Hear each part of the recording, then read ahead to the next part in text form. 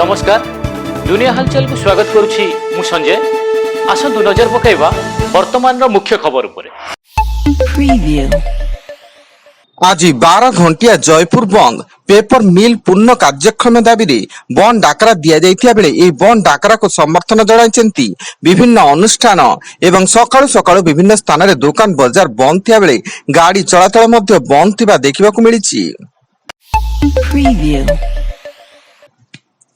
जगतसिंहपुर पारादीप ढिंकिया अंचल में आयोजित समारोह में मुख्यमंत्री मोहन चरण माझी मुख्य अतिथि भाव जोगदे जेएसडब्ल्यू मेगा स्टील प्लांट निर्माण कार्य शिलान्यास करने सह ओडिशा को देशर स्टील राजधानी भाव गढ़ी तोड़ाकू दृढ़ संकल्प नहीं प्रकाश कर जिलार हजार हजार युवक और युवती नियुक्ति पाइबे।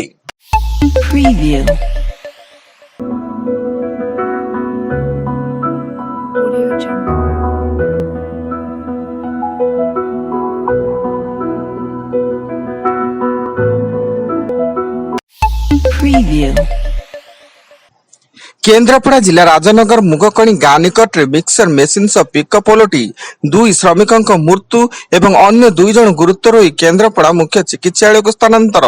मृतक छिंचिरी गाँव कुमार बारिक और गोखणी ग्राम सुमंत महांती होता बेले से राजनगर ब्लॉक डेरा पंचायत गोखणी ग्राम छात पकाई सारी मिक्सर मेसीन सह पिकअप जरीमूल जाउथले।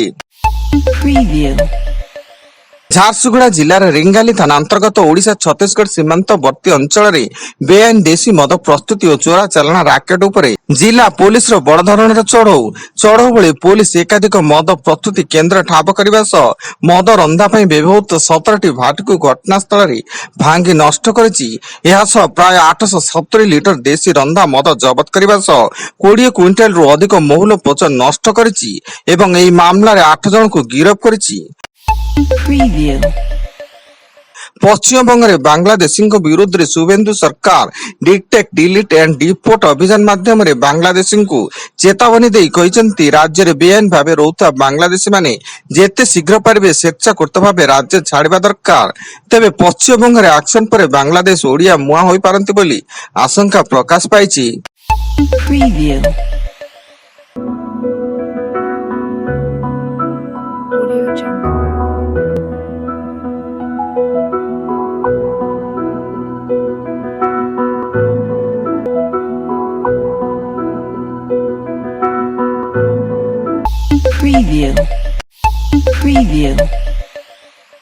लॉटरी माध्यम आवटन हेब मद काउंटर आसंता जून 2 तारिख सुधा लॉटरी माध्यम केउ मद दुकान क्या मिलिबो ता फाइनल हेबाकु थिया बेले गोटे मद दुकान पई जणे आवेदनकारी 3 लाख टंका लेखाएं डिपोजिट करचंती। तेबे राज्य में मोट 1200 मद दुकान पई एप्लिकेशन फी बाबद को प्राय 800 कोटी टंका आदाय होइतिबा सूचना। विजिलेंस जाल केन्दुझर जिला चंपुआ प्रखंडर सहकारी जोगाण अधिकारी धुमारा मुर्मू धान किणारे भूमिपुर लैंप एमडी हीरामोहन नायक लाभ पाइतिबा कही धुमारा मुर्मू तांकटारु 15,000 टंका लांच नेया बेले विजिलेंस टीम हाथ में धरा पड़िचंती।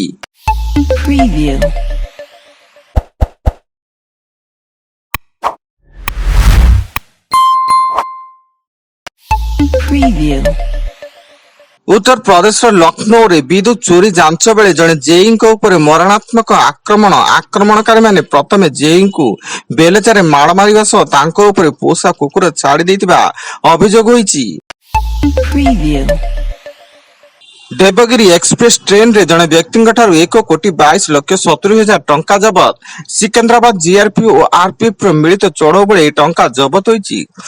सूचना अनुसार अभियुक्त महाराष्ट्र अमरावती अंचल बासिंदा होता बेले से मुंबई जड़े ज्वेलरी व्यवसायी टंका नहीं सिकंदराबाद को आसुले।